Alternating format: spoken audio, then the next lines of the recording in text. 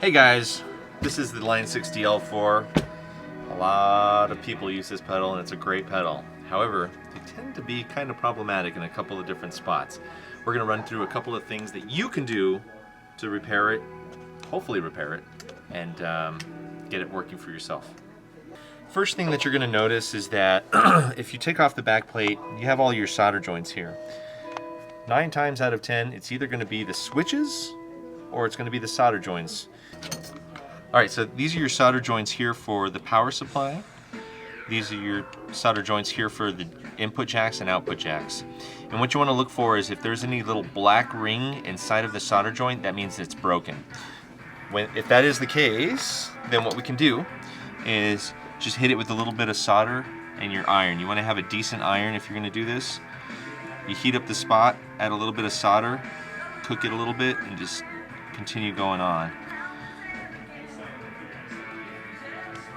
And you can see it kind of take there.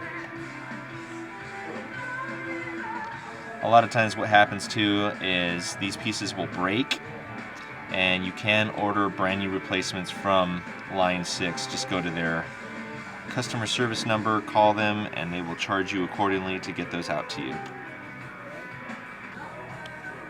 And sometimes you don't even have to resolder them because the average person might not be comfortable doing that. Yeah. So what you're looking for is broken solder joints.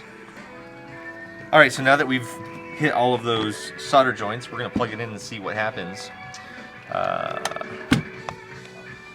Alright, you want to plug into your input here. Let's see if we get anything. Nope, no power yet. So let's look for the second thing.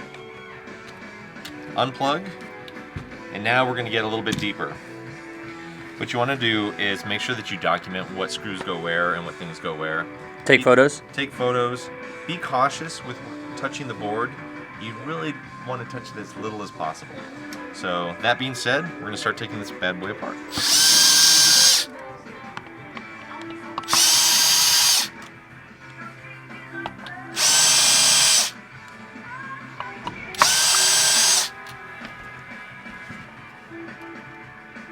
This one needs to come out here.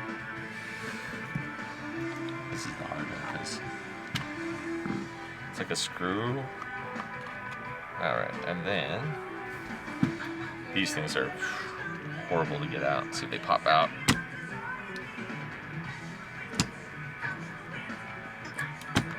Was it doing anything before it stopped working? It worked successfully when I first got it. And then I didn't play it for a long time. Then I plugged it in and this is what happened.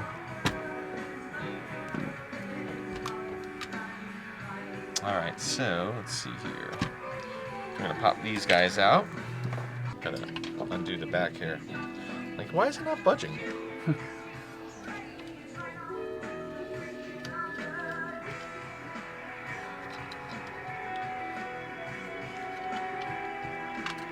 And let's see, there we go.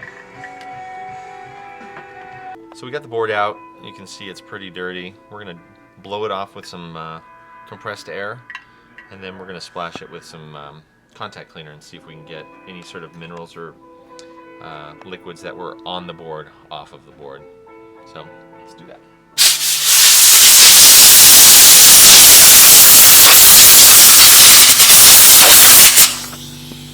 That's not good. What happened? Oh, pieces flew off? Yeah. Well, they put these things in here to align the switches.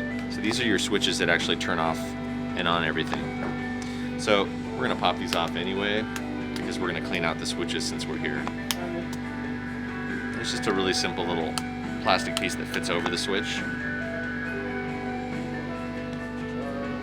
So now we got this really cool contact cleaner. We're gonna give a shout out to our guys over at Electronic Parts on Rhode Island. If you're in Albuquerque, they sell this stuff. It's great. It works amazing. The only thing is it is alcohol based, so be careful that the stuff that you're spraying out is not plugged in, and make sure it's done in a well ventilated area because it smells bad. Alright, so first thing you want to do is, this one appears like it has had some sort of water damage or maybe some sort of liquid sprayed on it. Just start at the top and you're going to kind of spray things out. So you can see we're using quite a bit. And we're hitting all of the jacks. And for heaven's sake, do not spray the stuff in your eyes. Next thing is we're just going to go through and twist all of the potentiometers here, since we were kind of flooding the board. And you'll start to feel them free up.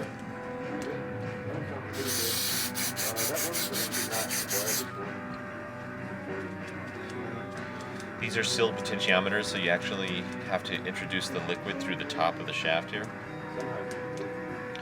You can hear like they're moving really nice and neat there. Alright.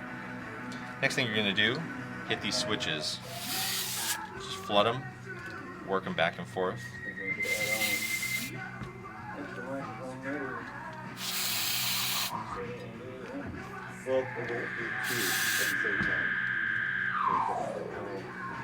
Alright, so we cleaned everything out, and then we're going to just do a quick inspection. We're going to look for any parts that are either blown up or exploded. So typically your power supply will be in this area.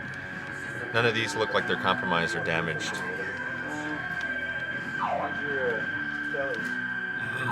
And everything looks like it's well seated. Alright, flip it over here. Look at this one more time. I'll let us spray that out real quick. What's that? That's the actual chip that does all of the sounds. Oh, cool. So the board itself is, you can see it's a general board, but it's the chip that they put in will determine what board or what the pedal actually is. So this one's a DL4, MM4, or FM4. All right, so we're gonna blow it off with some more compressed air.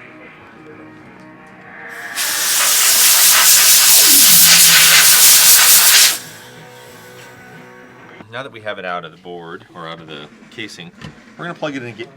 We're gonna plug it in again and see if we can get some juice going here. So there's this.